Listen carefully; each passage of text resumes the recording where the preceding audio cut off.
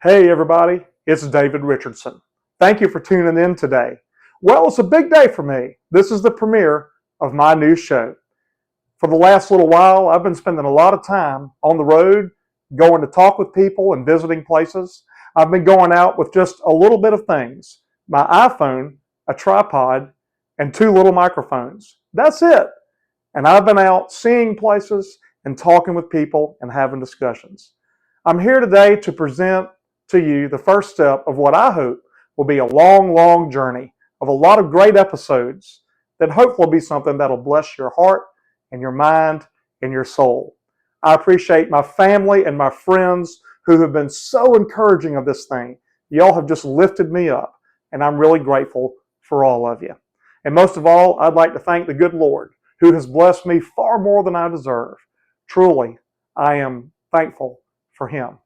So anyway, I hope that you'll now just lean back, take it easy. You can bring the kids in. This is for the whole family. And I hope that you enjoy tonight what I present to you, which is the first episode of the DaveCast.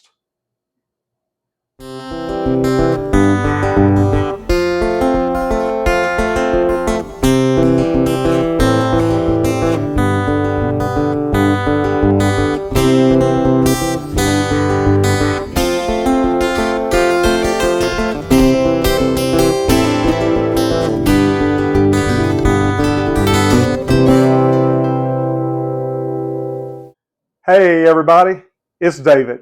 Welcome to episode 1 of the DaveCast. We've got a really special show for you here tonight. We've got some neat things that we're going to do together. A little bit later on in the show, I'm going to be sharing a discussion that I had recently with a good friend of mine that I have known over 45 years. We actually have been friends since the first grade. And man, I can't wait for you to hear about that discussion. I think it's going to be something that'll bless your soul and encourage you. But before we do that, each week I'm going to be sharing a little adventure with you, something that Deanna and I recently did. Some weeks it'll be with her, some weeks it'll just be me on my own. Oh, and in case you're wondering, Deanna's my wife. Just recently we went up to Greenville, South Carolina, and spent a little bit of time up there. We visited my alma mater, Furman University, where I graduated from in 1993. We also went to Simpsonville and Fountain Inn, where we visited my parents, and we got to see my brother, Dr. Condi Richardson, preach at his church, which is Fountain Inn First Baptist Church. Deanna and I also went by the Haywood Mall and ate at the Cheesecake Factory and did a little bit of shopping. That was a good time. And then after all that, we made our way down to Gaston to see Deanna's sister, Christy, and her family as well. So we had a great adventure, and we took along the camera and made sure to get some video. So I hope now you'll enjoy as I present to you just a little look into the fun trip that Deanna and I had to the upstate of South Carolina.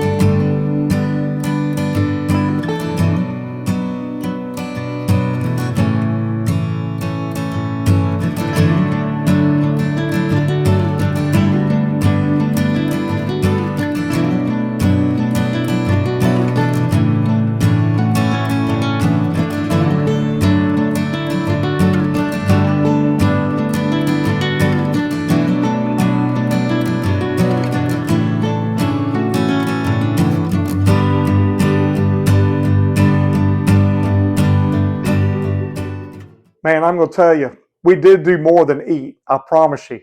There was a lot of food on that trip. And I'm going to tell you, when we went by the Cheesecake Factory in Greenville, I had the Reese's Peanut Butter Cup cheesecake. Incredible. It was rich, but it was good. We had a good time, but not just eating, visiting with family and seeing the sights. Oh, and one more thing. My brother, Dr. Condi Richardson, shucked the corn. That guy preached a good sermon. And if you're ever in the upstate near Fountain Inn, swing by Fountain Inn First Baptist Church and look up my brother Condi Richardson. I guarantee you, you'll be glad you met him. And I can also tell you this, he'll preach a word straight from the scriptures that'll really encourage you in your walk with Christ. Well, now we're going to shift gears, and I'm going to share an interview that I recently had with a really good friend of mine, Stan Hixon. Stan Hixon and I have been friends for over 45 years. He and I first met in the first grade at Wilson Hall School in Sumter, South Carolina. We grew up together. We used to play ball together. At times, I would go spend the night at his house when we were kids. Other times, he would come and spend the night at my house. And Stan and I, over the years, have had this good friendship where if we saw each other and got to hang out, that was cool. But if we weren't able to see each other for a year or two, whenever we did get back together, we just picked right back up where we left off. Man, I'll tell you, those are the best kind of friendships, aren't they? Stan's got a powerful story. And I want to share this story with you, for one thing, so that you will be able to take some lessons from it and apply it to your own life. I hope you'll hear what he says and really think about the things that he has learned and how they can be a blessing to you in your own journey. So without further ado, I'm glad to just share with you some of the talk I recently had with my good friend, Stan Hixon, how things went later on. Yeah, look, my dad was incredible in a lot of ways, and like all of us, and myself included, he had flaws. Sure. I often said my dads were just a little more public. Yeah. Right. For those that may not know, my father was an alcoholic for a number of years, and he confessed that. And fortunately, got sober at the age of 65 and had about 16 good years of sobriety. Yeah. But my dad was growing up he was always a hard worker. My wife says I get that from him. He didn't mind doing physical labor. He didn't mind working hard at his job.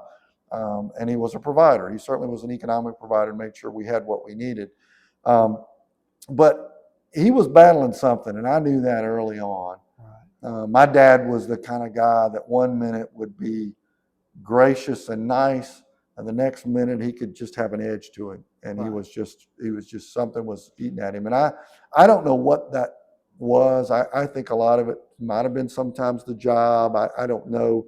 But he battled that, and he chose, as from an early age, I remember him drinking. But I remember it as I got into my early preteen years of him drinking more, or maybe I just was more aware of it. Yeah. And, he battled those demons. And then, of course, my parents got divorced when I was 16 years old. And, fortunately, my mom you know her, she's a saint of a woman. Yeah. And two things she did, she through some counsel that she got from Gene Hodge, who was somebody she adores to this day and was a co-worker with her, said, you need to get those boys in church, or something to that effect. Yeah. And so she got us in church, and we started just immersing herself in there. And like a lot of teenage kids, every Sunday mornings I didn't want to go to church. My mom would get me up and make me go, right?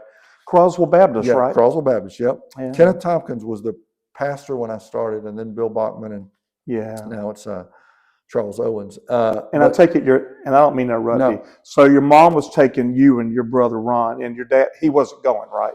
I would say he was a sporadic attender. Okay. Yeah, he was not a regular attender. Right. And so my mom would have me there. And she also, once she did a couple things for us. She got us in church. Even prior to that, she, when they decided to split up, she got us counseling. So I remember going to counseling and because I was 13, 14, 15, 16 years old. My emotions were not fully developed. Yeah, still a kid. Yeah, and processing all that. And then, somewhere along the way, I read the book by James Dobson called Tough Love.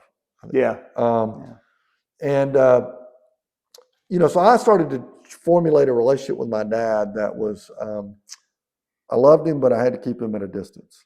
Mm. You know, and that type of relationship existed for to my early teenage years, all the way until he got sober at 65. And I'm a little ashamed to say, for the camera, I don't care people. I told my wife one time, I don't think my dad's ever going to get sober. I lost hope in my dad. Thank goodness God didn't lose hope in us. You thought, this is him, he's not going to change. And now I look back and think, man, thank goodness God didn't lose hope in us. Because he changed my dad, and part of that story was our son William, our youngest son, who passed away in 2015, born of a rare disease. And when he passed away in 2015, excuse me, but he was diagnosed at about the age of 2009, which was, I think, the year 2008 or 9 was when my dad got sober. And 2009, I think my dad got sober in 8 or 9. I don't remember. Okay. But he was sober for 15 years till he passed away. Yeah. But I think that had an impact on my dad. I know it did. He said that had a tremendous impact on him. But he passed away this past year, and we got a chance. Thanks. We appreciate you, my brother and I. You officiated that service and sermon. Thanks for asking me. I was honored to do it. I think my dad's story is I've said this to you before, it's a messy story, right? Yeah. But it's a story of redemption, and it's a story of him. He knew God. Would I have liked him to take it a little bit more concerted effort to grow his faith? Sure, but he exercised some demons that only God could exercise for him, and that was alcoholism. And so, and we had some great years. I mean, we had a lot of fishing memories together and a lot of good memories together. So I hold on to those, and just it's a great story. Well, do you remember, was there a certain point when the relationship you and your dad shared started getting better? Was it one thing that you think did it, or was it just kind of a gradual thing? When did your relationship begin to shift and you're like, man, this is good. This is good. Was it the point of sobriety, or maybe was it even a little bit before that as you got older? Yeah, I think I'm probably more so with the sobriety, but I think as I got to be an older adult and a family of my own, I learned ways to have a relationship with my dad and to have our kids at least know their grandfather in a way that was never going to put them in a position of hopefully witnessing what I witnessed or experiencing what I experienced. And I was very clear that there was going to be a boundary there. And, just some things like, you're never going to show up at our house drinking, or you just can't stay. Right. I'm never coming to your house. We didn't go to his house to stay a lot because I never knew what I was going to, get into. But there were some boundaries that we had, and I think it really clicked when he got sober. I mean, I remember that I was at Richland, at that time Palmetto Health, Richland, now part of Prisma, and I got a call from my dad, and this call had happened, David, probably 15 previous times, but it had gone a little different. He would call and he would be tearful or sad or depressed and crying. And I called it the pity party.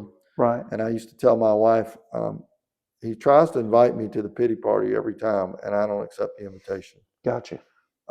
Because it was, the pity party was really a manipulative technique of alcoholism. Yeah. I need you to feel sorry for me. I don't want to do this anymore. And I finally at one point used to tell him, well, I used to always say, you don't have to do this anymore. And he'd say, well, I'm going to get better, but I just need you to come see me, and or I need you to do this, and I'm going to do it for you.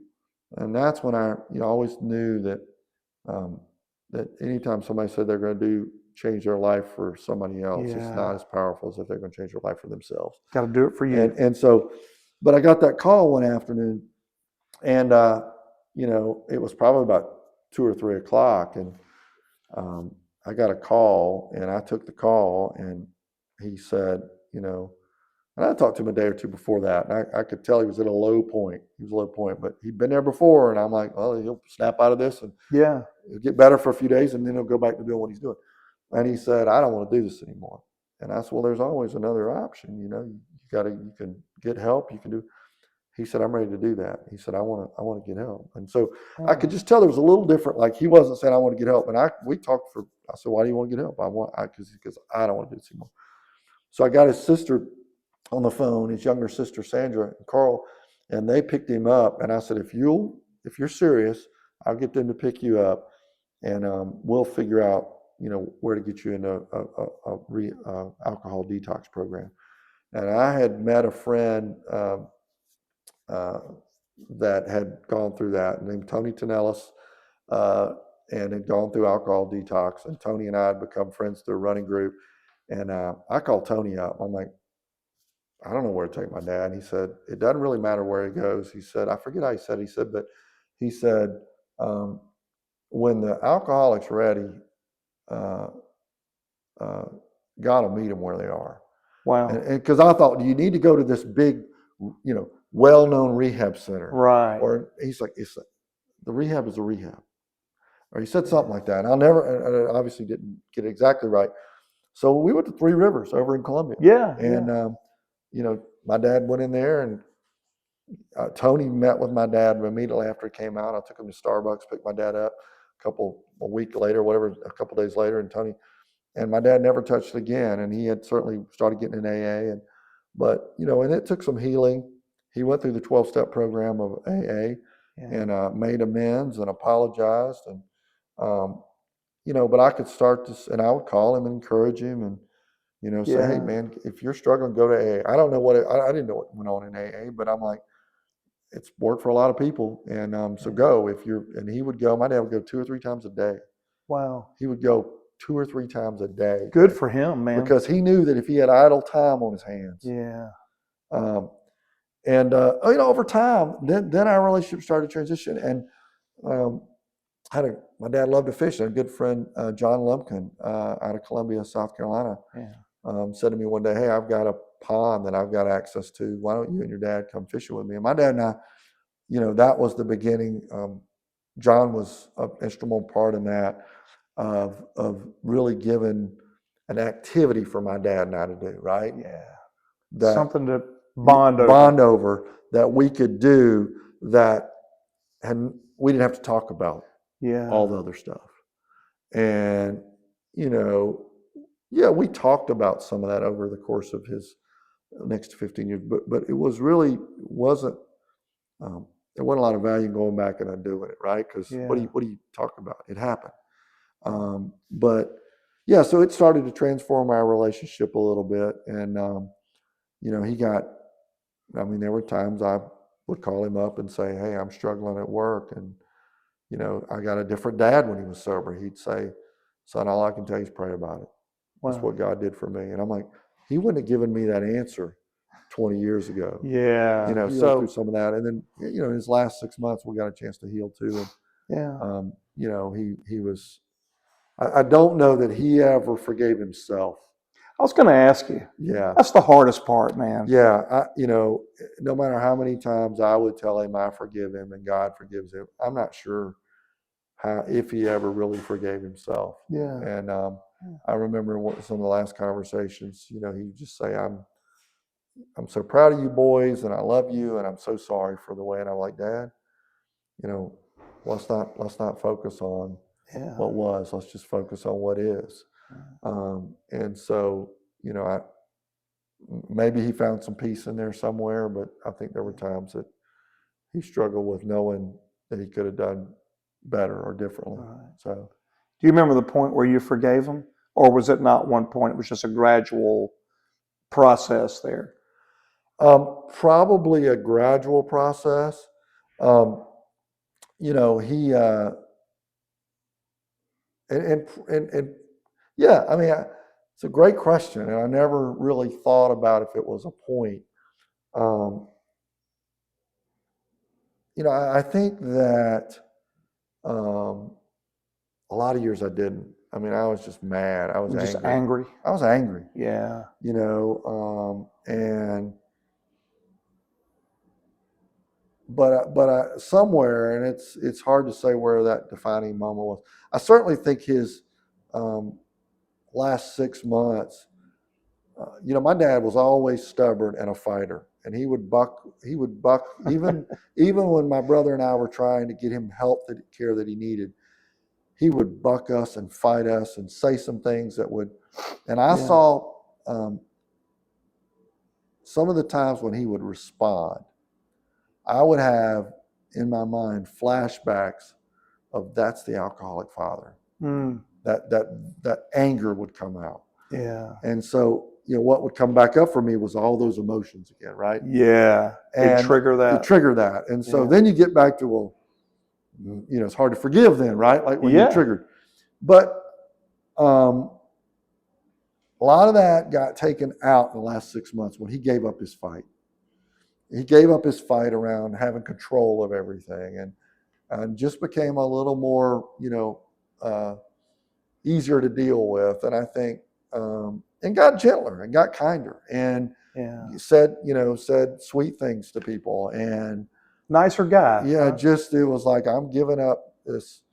I don't think it was a literal demonic possession, but I think he was just always a fighter, and he was going to fight, for what he wanted, even if it made no sense. It was like it was an arrogance or ego thing, and I think his service and his mourning him and getting to spend some of that time the last 3 months was a chance for me to forgive, because I just don't, you probably heard this saying, right? It goes something like this: it's bitterness and anger is like, what is it say? Bitterness and anger is like taking poison and hoping it hurts you. Wow. That's profound. Yeah. So I'm holding on to all this bitter and angerness, and it's poisoning me, but I'm hoping it hurts my dad. And it's really like, no, it's hurting me. Worse on you than on him. Worse on me than him. So let's just move on beyond that, and let's, so I think I got to a point that it's like, it's just not going to serve me well. I need to lay that bitterness and anger down. Wow. I need to lay it down. It's similar. This is the irony of the full circle, right? Yeah. Of alcoholism, right? This is the irony that I realized. I didn't need to give up the bitter and angers for my dad. Right. No more than he needed to give up alcoholism for me. Yeah. He needed to give up alcoholism for himself, and I need to give up bitter and angers for myself as well. For Stan Hixon. Yeah. And he needed to give up alcohol. So I think, there's some, I've pondered that over the years. I've thought, man, and then the funny thing is, in some ways that makes me a lot like my dad, right? Right? Wow.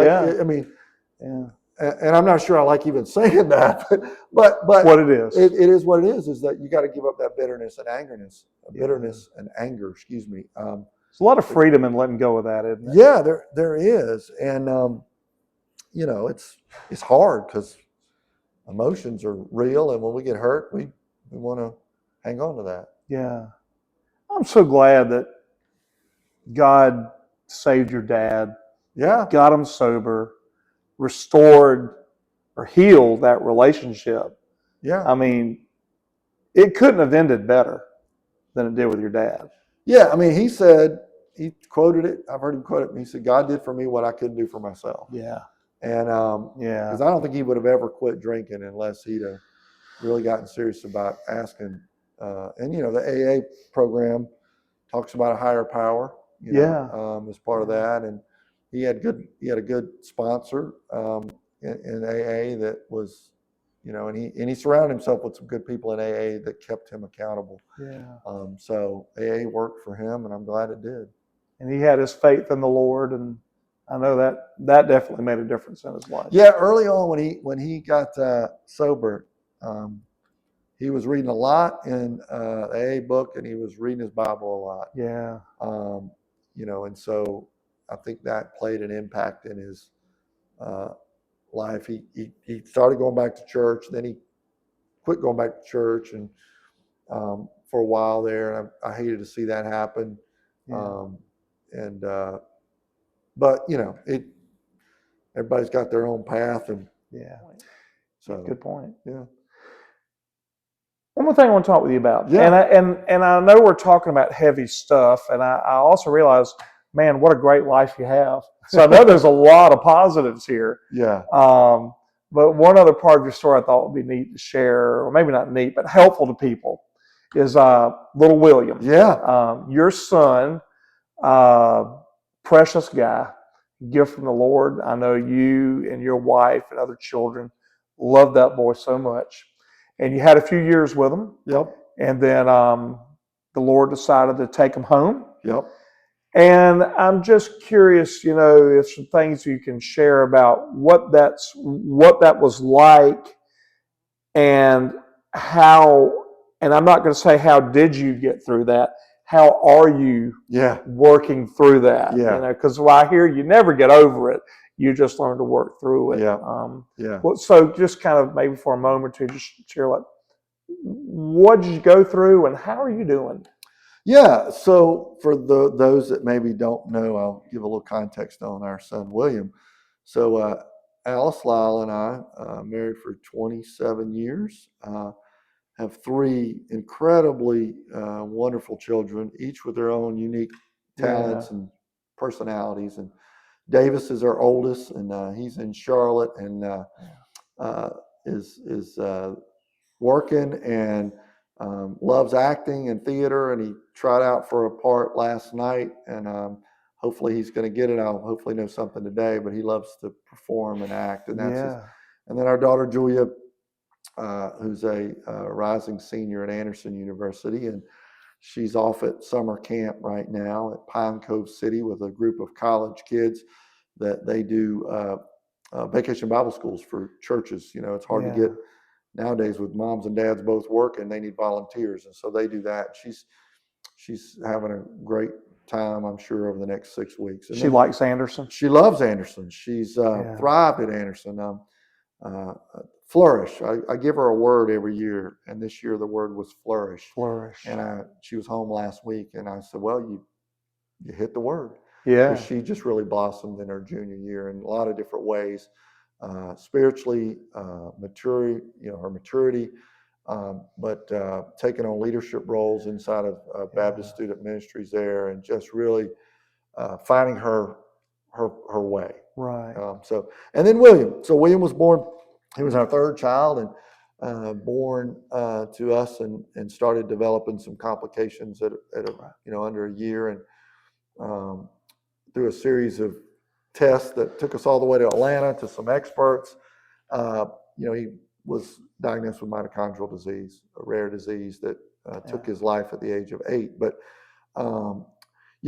when we first got diagnosed, I remember vividly going down this path of trying to get a diagnosis for William. And we went to Atlanta, met with the team at Scottish Rite, Dr. John Schaffner, who is just brilliant when it comes to genetics and childhood rare diseases. And he gave us the news. We went back 12 weeks later after they'd done some testing and taken some muscle biopsies and all this sort of stuff. We went over and went back, and they said, and so he used this term, we're not absolutely sure, but we're pretty sure that your son has mitochondrial disease. And I'm like, how do you spell that? It's like, I had never heard of it until your child did. Well, I hadn't either. He said it's in the rare disease category. Yeah. If you go look in the National Institute of Health, there's all these diseases, and there's rare diseases, and it's one of these, probably thousands of rare diseases, and nothing, that we could have done to prevent it or predict it. And it just is. Yeah. And so, the most devastating news he told us was, we immediately started asking, well, is there a cure? No, there's not a cure. What's the prognosis? And he said, I'm going to be honest, there are various forms of this. We think your son has a moderate to severe case. Okay. And he said the life expectancy on kids with this is somewhere around 5. So here we are with a 1-year-old thinking we got 4 years left. Right. Of course, William made it to 8, but that was hard. I mean, that's Nobody wants to hear that. No, I mean, we kind of tongue in cheek used to say, outside, we're in a club nobody wants to be in. Right. We're in the club that lost a child. Yeah. We're the natural order of things is that our children outlive us. Yeah, right? they're going to bury us. Right. That's what we all. And here we are in a reverse situation. Yeah. But I remember a good friend of mine who's passed away now, Butch Jones. Butch played football at the University of South Carolina. Yeah. And was a great just person and mentor to me. And he had a friend who had brain cancer in Colombia. And I remember this story, and I hope you'll pardon the frankness from which I'm ready to speak. But his friend had brain cancer, I think in his 40s, and was just a great personality, owned a business engineering firm in Colombia, well-known, strong member of his church. And somebody asked his friend one day in front of Butch, why do you think of all the people, God could have given brain cancer to? You're a man of God, you're a pillar in your community. Why you? And I think that's the question everybody wants. It's fair. Like, why me, Josh? Right? Yeah. And I loved his response that Butch translated to me, and I went something like this. He said, I don't know. He said, I don't know why God gave me that. He said, but I'm pretty sure he didn't put me on this earth to bitch and complain about it. Right. I thought, wow. Wow. And so I remember that. We get home, and Alsa and I are sitting at our kitchen table, just getting news, and we're getting ready to have to face our kids in the next 24 hours. And, Davis and Julie were old enough to know something was wrong with William, and they were certainly. And I just remember telling her, this is one of those, and it's not this. I don't know where it came from. I think it came part of that. Part of this was like how we respond to this in front of our kids. Yeah. And I'm not saying we got to go out there and put a smiley face on all the time. Performance. Yeah. Yeah. But how this journey that we're going to go on is going to define for our kids how they handle adversity. Yeah.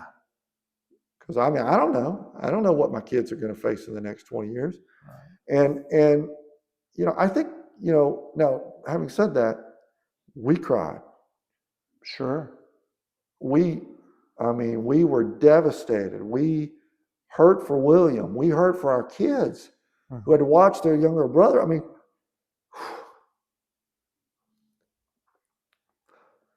It's a lot of hurt for the siblings. Yeah.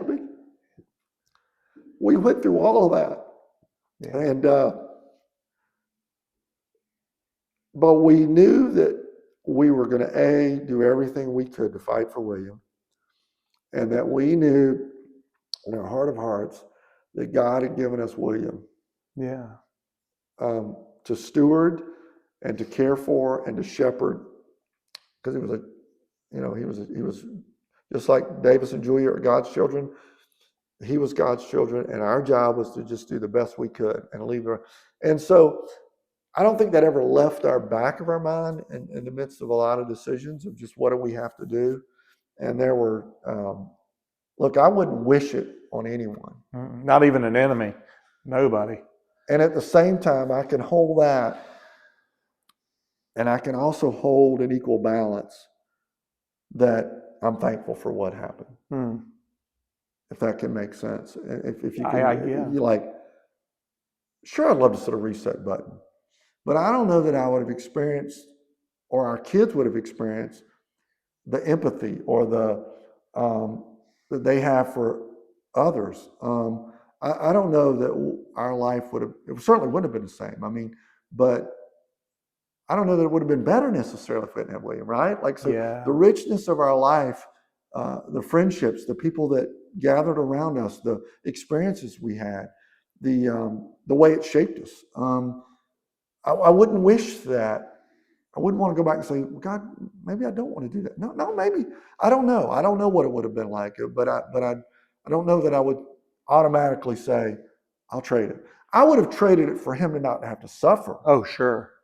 Yeah. You know, multiple surgeries for right. hip, all sorts of stuff. I would have traded that. Right. I would have traded it for his pain and suffering.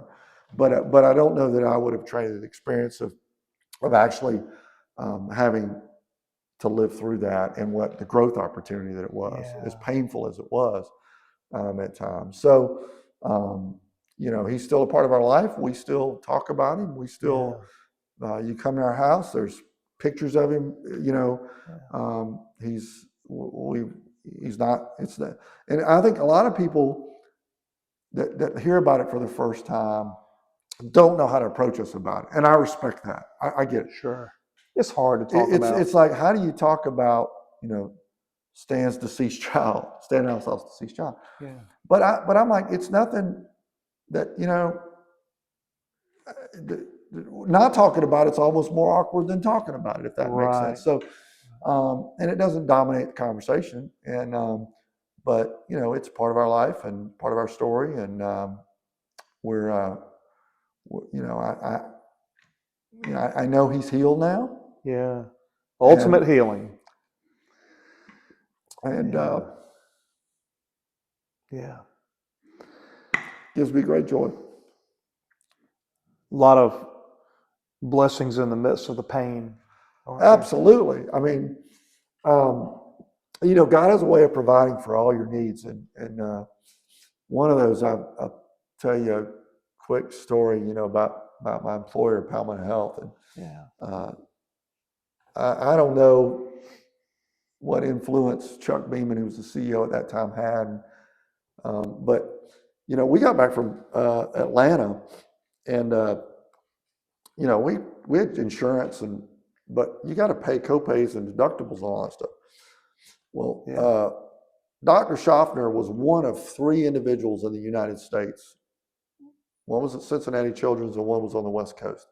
And we asked our doctor, was there one that's better? And he's like, they're all 3 great. So we went to the closest one in Atlanta. Yeah. Well said, family. But we got back, and I remember 6 or 8 weeks later, I get a bill from Blue Cross Blue Shield. Brutal. 6 figures. Yeah. And I was like, how in the world are we gonna, I mean, this is, I've got a good job, but man, $100,000+ bills, that's whoa. And, I went to our HR department. I said, what advice do you have? And so I wrote an appeal letter, and the next thing I remember was getting some notice, and I don't remember camera, but don't worry about it, it's taken care of. And I don't know, and we appealed it because we did try to write the appeal because we said there's nowhere, they were looking at it as out of network, and I understand why. They was like, you didn't choose these services in South Carolina. But the appeal letter, we got some of our physicians to write that, was basically, hey, they don't offer this in South Carolina. Right. This is a rare condition. And so all of that got taken care of. And there were some other things along the way like that were just blessings for us that took stresses off of us that, we weren't going to let those things stop us from getting the best care, but it was one less thing to worry about.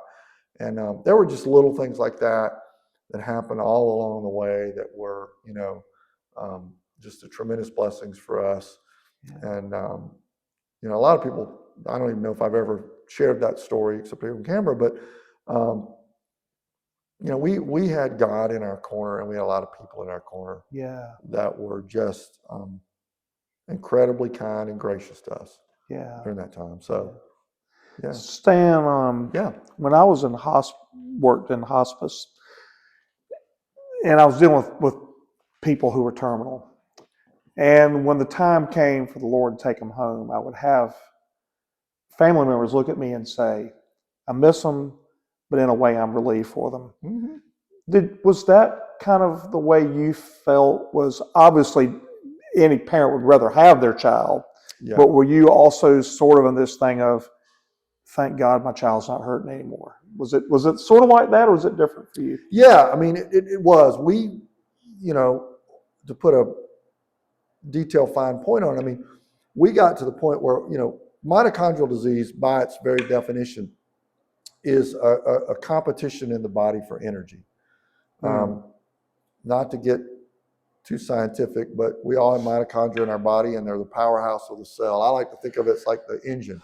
The car can be sitting out there in the parking lot, but if it don't have the power that the engine produces, the combustion to go, the wheels don't really matter. Right. The leather interior don't matter, right? It's got to have, and so mitochondrial disease in its very core, your body can't produce enough energy to operate all the functions of your body normally. And so we knew as William got older that he was going to fight for energy. And there's no way to mass produce more of it. So what happened in the end was his kidneys started shutting down. And, you got to make he was G-tube fed, fluid fed, because he couldn't swallow. And so, but he was getting water retention. And so that's painful if you've I don't know what it's like, but they tell me, if you get a lot of fluid retention in your body, it squeezes on your cells and your muscles, and you feel physical pain. And so we had to make a decision. We ultimately made a very tough decision, and I think there was relief in that. And while William could communicate, we, obviously could watch signs and symptoms. And I think he was in a subtle way trying to tell us, I don't want to do this anymore. Right. He'd had enough. Yeah, and we got to the reality that we asked ourselves one time, probably a week and a half before he passed away, and we were in that moment of why are we keeping him alive? Is this about us or about him? And we recognized it was probably more about us. Sure. And which would be easy to do. Yeah. And so what was in his best interest? So and I think a lot of that,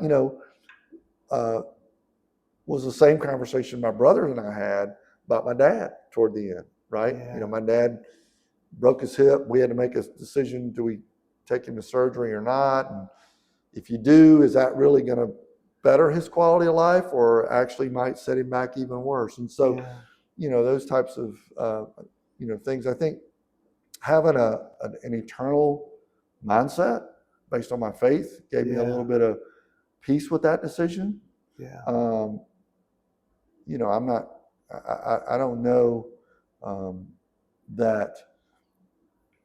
I don't know what it's like for people that don't have a faith in God to think about death and dying. But for me, it's like, okay, it's not our eternal place. So, I'm also not thinking we should just start sticking needles in people. And I think you got to balance that decision. Well, what's the dignified way to let people go? Right.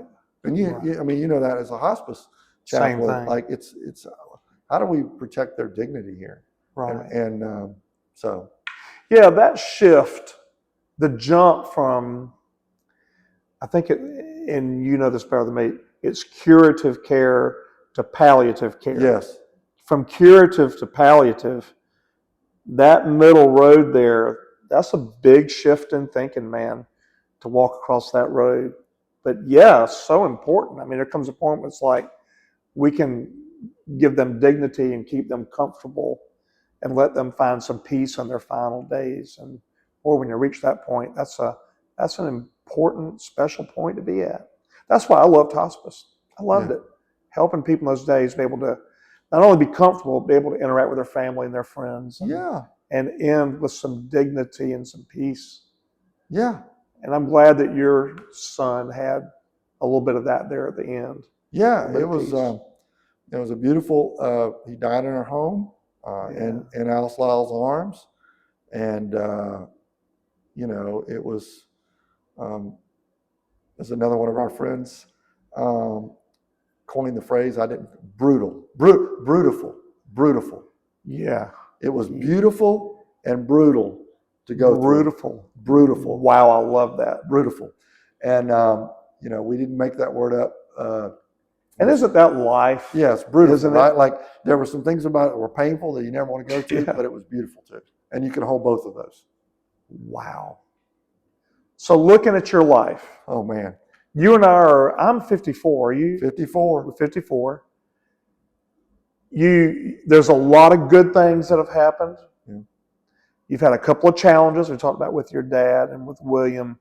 Can you say, is there like one or two main things as you look at all this that God has taught you? And I know not everything can be wrapped up in a neat little package. I get that life is complex, but is there some kind of little overarching theme or two that has helped you deal with the issue with your dad and with your son? Or is it hard to put that into words? And it's okay if you can't put that into words, you know? Yeah, I don't. Wow. And you might need more time to think about that. No, I'll take a shot at it. I mean, I don't know that it's the. So it's hard to consume all that, right, or compact all that in one word. But I do think that I look back on everything that's happened in my life, from my childhood to William, to my dad, and the things we talked about, and other things, even my career, and different job challenges or moves or transition. I know God has been good to me all the time, and His will and His divine providence is so magnificent. And I can see elements where He's orchestrated it or brought it to be all throughout all of those situations. I don't know that I always knew that in the moment, right? But looking back at 54 years, like, yes, He's been there. And even when I was not faithful to Him, I tried to do it on my own. I got this, God. I don't need you for this one. I got this one. I got this. I got this. He's managed to work those things, to for the good. And, and so it's been blessing and it's been, pain. It's a little bit of both along the way. So I don't know. I think that's probably the theme I would have, is that He's sovereign and He's good. Amen, brother. And, tomorrow I may lose sight of that if I'm in the ditch and struggling, but if I look over the long horizon, it always comes back to that, right? Yeah. And so He might take us down a road to train us or teach us, or we might put ourselves on that road, and He's like, all right, I'm gonna let you walk this road a little while. Right. I love you, but I'm gonna let you walk this road. Yeah. And then bring us back. So I don't know, that's the best I got. I'm really grateful, truly grateful to Stan for opening up and sharing his story from his heart, from all of us. I don't know about you, but I think that's a pretty powerful story. Hey, I don't know who you are, where you are, or what you're going through, but I want to let you know something. If your heart is hurting, and maybe you're dealing with some of the same things that Stan was, maybe some of you right now are going through something this very moment, and maybe you are dealing with some real pain on the inside in your heart, I want to give you some good news. The good news is what Stan shared with us, is that God is good. He is there and He does care. And no matter who you are or what you're going through, know this: God does love you and God will help you. God has a plan for you and He has a future for you. So don't give up. Don't throw in the towel and think all hope is lost. Look to the Lord. And just as the Lord helped Stan through his hardships and still is, God will help you through your hardships. He'll get you through it. So keep your chin up, keep your shoulders back, and keep a smile on your face, and keep faith in your heart. Keep looking to the Lord, knowing that better days are coming, and you will get through this. Thank you for tuning in to the show tonight. I hope you'll get back with us next week, where I've got another very special episode to share with you. Until then, you keep looking up to Jesus, stay awesome, and thumbs up.